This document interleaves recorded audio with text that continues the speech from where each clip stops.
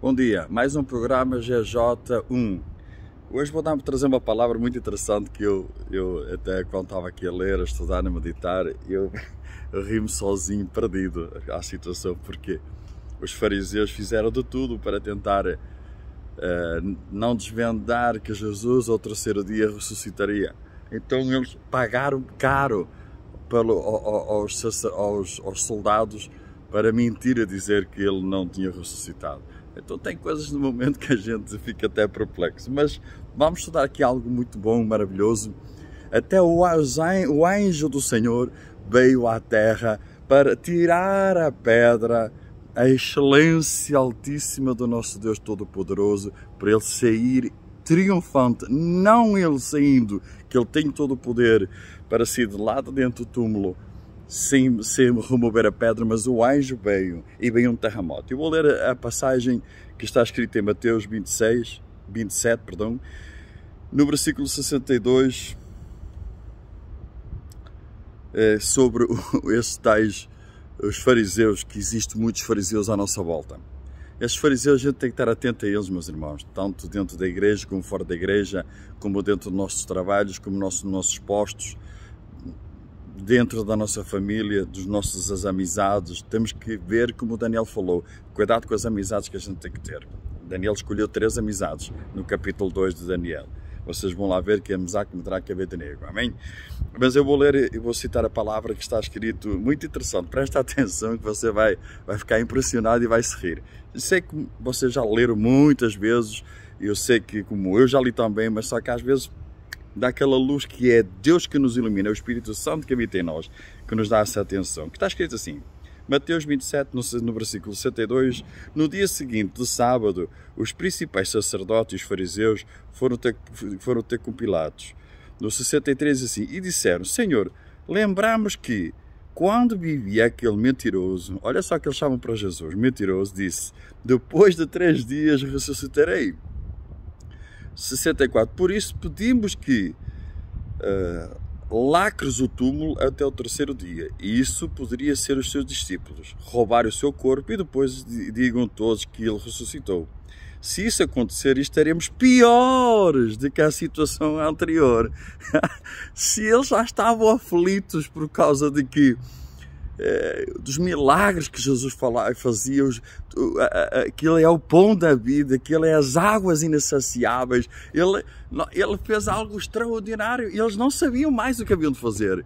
Eles estavam desesperados. Toda a gente sabe quando foi lá em João 11, quando Jesus ressuscitou Lázaro, eles tentaram até matar Lázaro e tentaram matar Jesus, mas não conseguiam porque não era a sua hora. Mas achei interessante. Então Pilatos diz assim, Pilatos respondeu, levem soldados, guardem o túmulo como acharem melhor. Como toda a gente sabe, Pilatos lavou as mãos e entregou. Então eles lacraram o túmulo e puseram e guardaram e protegeram. Mas o mais interessante, na minha opinião, aí vem aquilo que quando Jesus triunfa, quando Jesus não precisa de nada, de ninguém, só precisa dos verdadeiros adoradores que o adorem em espírito e em verdade. Não somente aqui, mas também no céu, na terra e debaixo da terra. Em Mateus 28, no versículo 2, assim, de repente houve um grande terremoto. Veja só, não adiantou estar lá os soldados. De repente houve um grande terremoto, pois o anjo do Senhor desceu do céu, removeu a pedra de entre e sentou-se sobre ela.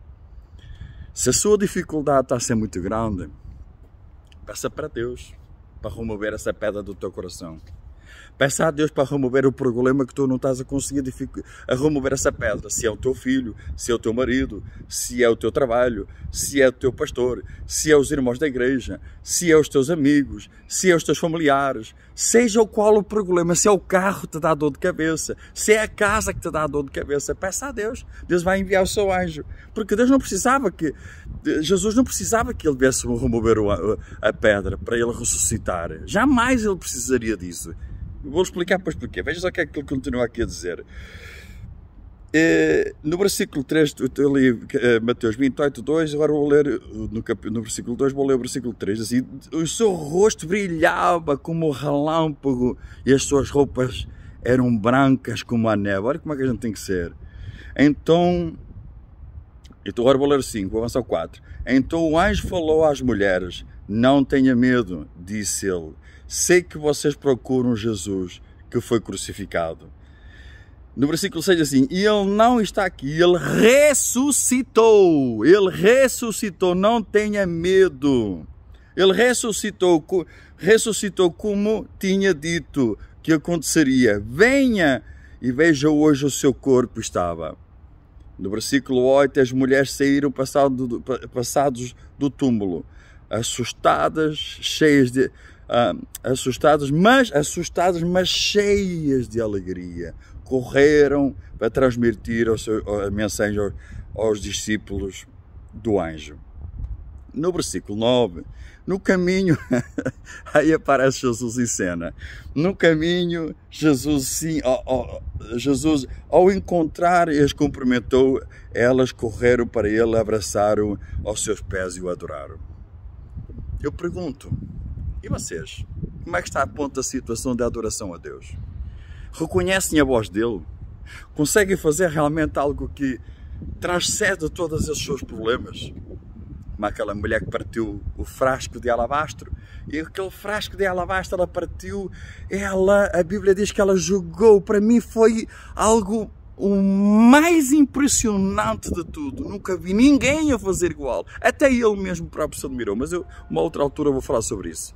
Quebrou e o bálsamo passou pelo corpo todo, da cabeça até aos pés. E ela depois enxugou os pés de Jesus com os seus cabelos. Algo que aconteceu sobrenatural. Isso era algo sobrenatural, mas eu queria falar sobre o sobrenatural. É esse anjo que está sentado sobre aquela pedra. Ele remove a pedra e os discípulos chegam lá, principalmente Maria Madalena, chegam lá e o Jesus já não está mais lá. Já não está mais lá. Jesus já não está mais lá. E o anjo resplandecia de uma forma sobrenatural, como diz aqui.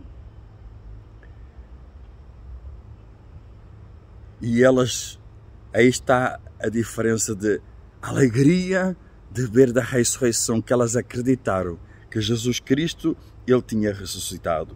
E sem dúvida alguma, esse brilho, que o relâmpago que se sentia nele, tem que estar na nossa vida.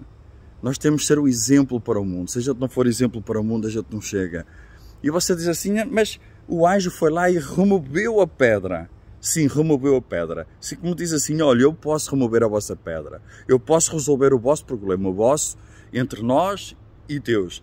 Eu envio os seus anjos ao seu respeito. Salmo 91 diz, e o Salmo 91 fala bem claro, que esta gente está nos esconderijos do Altíssimo, à sombra do Onipotente, descansará à direita, ele é o meu Deus, o meu refúgio, a minha fortaleza, o socorro bem presente. 1000 queira ao teu lado, 10.000 à tua direita, mas não serás atingido. Ele dará ordem aos seus anjos ao seu respeito. Se ele dá ordem aos seus anjos ao respeito, é o que ele diz aqui, bem claro que ele fez com Jesus. Jesus precisava de que ele fosse lá remover a pedra? Não, não precisava. Delegaram-te que ele não precisava que removesse a pedra. Sabe porquê? Olha o que é que diz em João. O apóstolo João já fala de outra coisa. O apóstolo João, no capítulo 20, no versículo 26, eu vou ler para vocês, diz assim: 8 dias depois, os discípulos estavam juntos novamente. Dessa vez, Tomé estava com eles. As portas estavam trancadas, mas de repente, como antes, Jesus surgiu no meio deles. A paz com vocês. A paz seja com vocês, disse Jesus. Presta atenção, você acha que o anjo precisava de ir lá remover a pedra para ele sair lá dentro? Não, se ele próprio, ele entrou com tudo fechado lá dentro. Ele entrou, ele se moveu de uma forma sobrenatural. Ele entra, ele é soberano, tudo isto lhe pertence. Ele não precisa de nós para nada. Ele entrou naquela casa onde eles estavam todos encerrados, fechados de medo. E depois ainda, olha o que é que Jesus fala aqui, no versículo 27, diz: então disse a Tomé, põe o seu dedo aqui e veja as minhas mãos. Ponha a sua mão na marca em meu lado. Não seja incrédulo e creia. Entendeu? E creia. Nosso Deus é maravilhoso. Ele deixou que o anjo viesse, abrisse, removesse aquela pedra. Porquê? Para mostrar aos sacerdotes que ele tem todo o poder. Eles ficaram perplexos, os soldados não conseguiram fazer nada. E os seus inimigos vão ficar assim, olhar para você ter a vitória e ter o sucesso. E muita gente vai dizer assim, como é que é possível? E você vai dizer, porque eu tenho um Deus maior, Ele é soberano, onipotente, onipresente, onisciente, Ele está em todo lado. Ele me dá força, Ele me dá energia, Ele me enche do seu espírito, eu oro, eu clamo, eu busco. Aquele que bate se abrirá, aquele que busca encontra. Meu Deus,